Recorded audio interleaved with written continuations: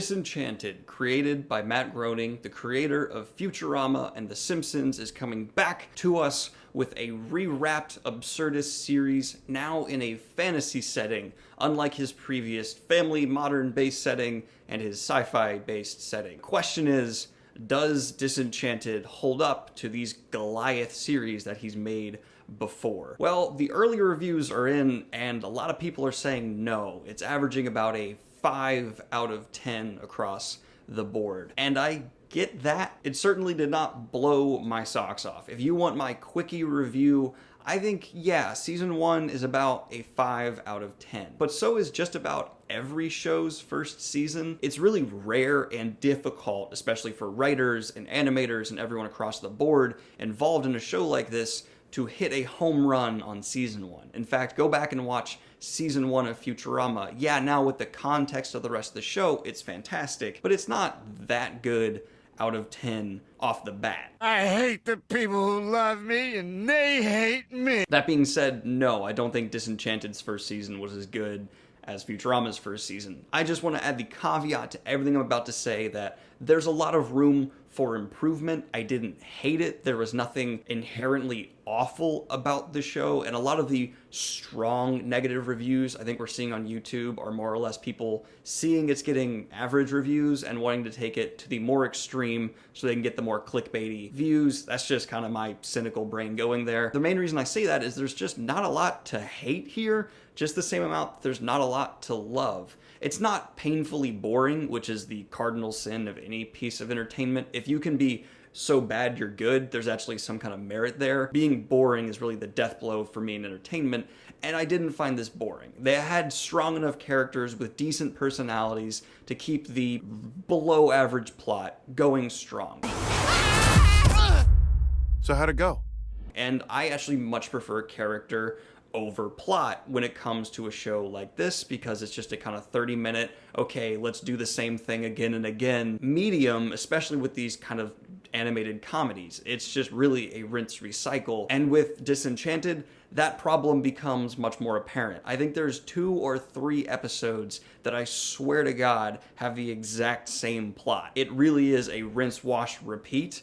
It's just, okay, she drinks, her father doesn't like it, they try to reform her, oh, she's gonna keep drinking because her father likes her because she's such a strong little rascal. That's not good, and that is why I kind of agree with the 5 out of 10. The jokes were alright. They didn't land every time. I did appreciate the jokes that were often focusing on the tropes of the fantasy genre. Those often landed. Many of the other ones that weren't based on just good character humor fell completely flat for me. The standout from the show is the main female protagonist. She's a Leela ripoff with a couple different twists to her that make her somewhat interesting to follow, and the demon whose name is slipping my mind and I don't care enough about to look it up because that's the way I feel about this show a whole lot. He's a bit of a spoof of Bender with mystical powers thrown in and people thinking he's a cat, even though he looks nothing like a cat. He has a couple solid one-liners, but it never goes beyond that. This show really lands heavily on you being a fan of Matt and enjoying his content. If you really dig Futurama or you really dig The Simpsons, this will be good for you. It's just a lot of the same kind of vibes going through those shows coming out here.